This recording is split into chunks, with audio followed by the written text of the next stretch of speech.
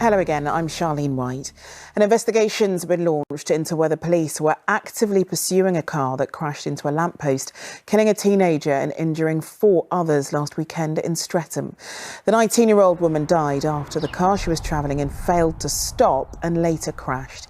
The investigation will examine the circumstances and whether appropriate policies and procedures were followed by the Met. A teenager's in hospital after being stabbed on a bus in Harrow. Police and paramedics were called to Eastcote Road, near to the junction with Northolt Road, yesterday evening.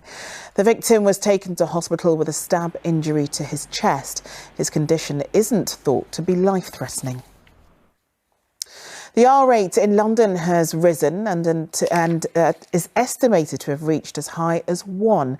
This comes just days after lockdown rules were relaxed on Monday, when groups of up to 6 people or 2 households could meet outside. And with the good weather this weekend, police are urging the public to enjoy London safely now that some restrictions have eased.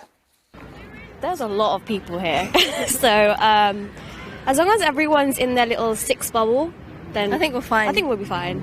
We can't stay inside forever, and restrictions need to ease at some point, and I think we're in a good space to start moving out now finally. Yeah, I think it's definitely important that we all still behave and know that this could either go one way or another. Southwark's Brunel Museum is set to receive £89,000. It's part of the second round of the government's Culture Recovery Fund. The money will give the museum a boost following the COVID-19 pandemic. It's one of more than 2,000 institutions to benefit. That £89,000 means that I can keep my staff going. I can keep them on payroll. I can keep them doing the amazing work that they've been doing to keep the museum afloat, engage our audiences, and that for me is the most important thing. Schoolgirls from Tower Hamlets and Islington got a surprise from a very special guest when they joined a video call. Former US First Lady Michelle Obama reconnected with the pupils from Mulberry School for Girls and Elizabeth Garrett Anderson School to discuss sisterhood, motivation and leadership. Sam Holder has more. At Middle Eastern history. Oh! Someone snuck in there as we were talking. It's not often a Zoom call is this exciting.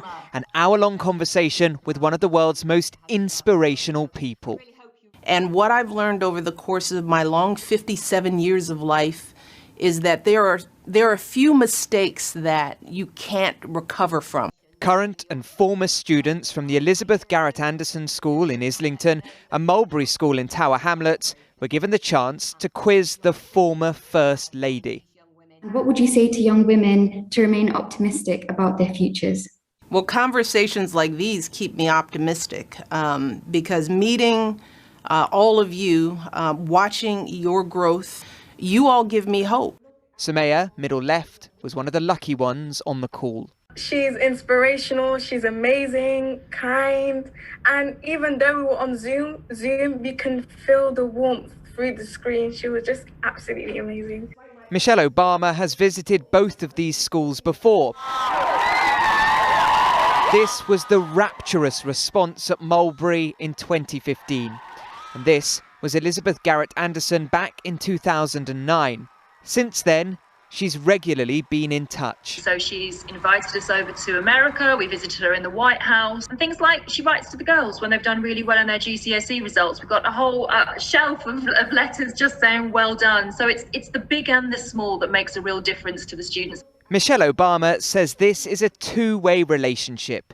She gets back as much from the students as she puts in. I look forward to being with you all in person very soon. So until then, you all continue to work, continue to stay positive, and just take life one day at a time. These schools know that when she says she'll keep in touch, it isn't just an empty promise. Sam Holder, ITV News. OK, time now to take a look at the weather. Here's Amanda.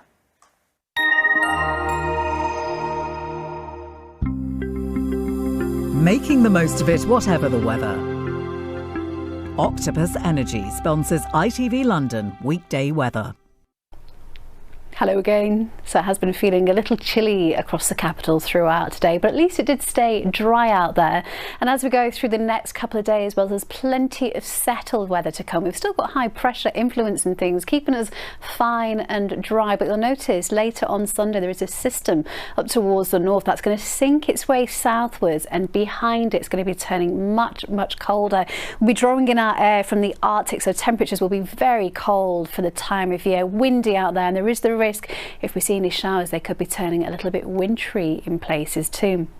But in the meantime, you can see as we go through the rest of this evening and tonight, it's quiet out there. We've got a mix of cloud and clear skies and temperatures between 2 and 5 degrees.